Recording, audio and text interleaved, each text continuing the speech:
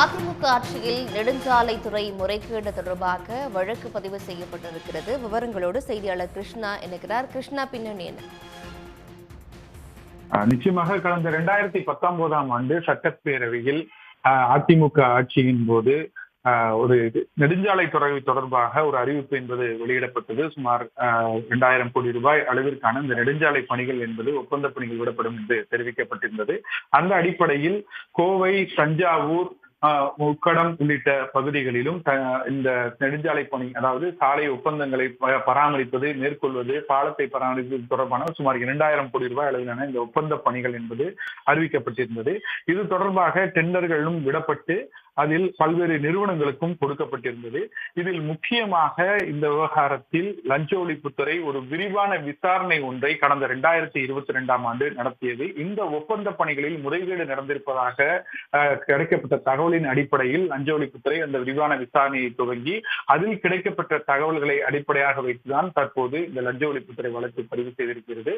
குறிப்பாக இதில் முதல் குற்றவாளியாக அப்பொழுது இருந்த, அதாவது தஞ்சாவூரை சேர்ந்த செயற்பொறியாளர் ஜெகதீசன் என்பவர் தகுதியே இல்லாத ஒரு நிறுவனத்திற்கு அனுபவ சான்றிதழ் வழங்கி அதன் மூலம் இந்த ஒப்பந்த பணிகள் பெறுவதற்கான உடந்தையாக இருந்ததாக தெரிய வந்திருக்கிறது.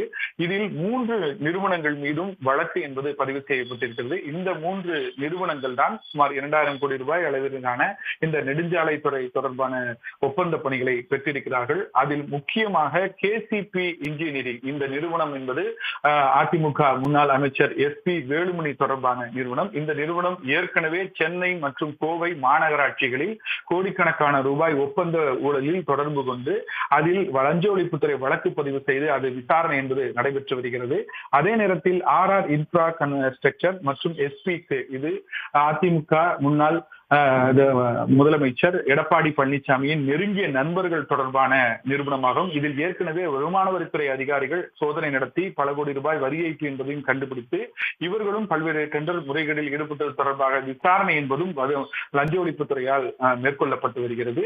இந்த நிலையில் தான் தற்போது இந்த 3 நிறுவனங்களும் அதிமுக ஆட்சி காலகட்டத்தில் இந்த 2000 கோடி ரூபாய் நெடுஞ்சாலை ஒப்பந்தத்தில் இவர்கள் ஈடுபட்டு முறைகேட்டில் ஈடுபட்டிருப்பது கண்டுபிடிக்கப்பட்டது. குறிப்பாக தகுதியில்லாத இந்த நிறுவனங்கள் சிலவற்றிற்கு இந்த அனுமதி வழங்கப்பட்ட விவகாரத்தில் அந்த ஜெகதீசன் என்ற செயற்பொறியாளரும் தொடர்புடைய இந்த நிறுவனங்கள் மீதும் லஞ்ச ஒழிப்புத்துறை வழக்கு பதிவு செய்து விசாரணையை துவங்கி இருக்கிறார்கள். மொத்தமாக 20 கோடி ரூபாய் அளவிற்கு இந்த நிறுவனங்கள் இழப்பீடு என்பது அரசுக்கு ஏற்படுத்தி இருப்பது லஞ்ச ஒழிப்புத்துறையின் விசாரணையில் கண்டுபிடிக்கப்பட்டிருக்கிறது. ஒவ்வொரு நிறுவனமும் எவ்வளவு இழப்பீடை ஏற்படுத்தியிருக்கிறது என்பதை ஒரு விரிவான விசாரணை மூலம் லஞ்ச ஒழிப்புத்துறை தாக்கல் செய்து அதன் அடிப்படையில் இந்த வழக்கு என்பது பதிவு செய்யப்பட்டிருக்கிறது. இந்த விசாரணையின் அடிப்படையில் மாநில நெடுஞ்சாலைத்துறை அதிகாரிகளுக்கும் தொடர்பு இருப்பதாகவும், ஆனால் அவர்கள் தொடர்பான ஆதாரங்கள், விளக்கமான விசாரணைகள் உள்ளிட்டவை தொடர்ந்து நடைபெற்று வருவதாகவும், அதில் யார் யாருக்கெல்லாம் தொடர்பு இருக்கிறதோ அலுவலர்கள் மீதும் அடுத்த கட்டமாக லஞ்ச ஒழிப்புத்துறை வழக்கு பதிவு செய்து விரிவான விசாரணையை நடத்தும் என லஞ்ச ஒழிப்புத்துறை தரப்பிலிருந்து தெரிவிக்கப்பட்டிருக்கிறது. நன்றி கிருஷ்ணா, விவரங்களை வழங்கியமைக்கு. உடனுக்குடன் செய்திகளை தெரிந்து கொள்ள சன் நியூஸ் பெல் ஐகானை கிளிக் பண்ணுங்க.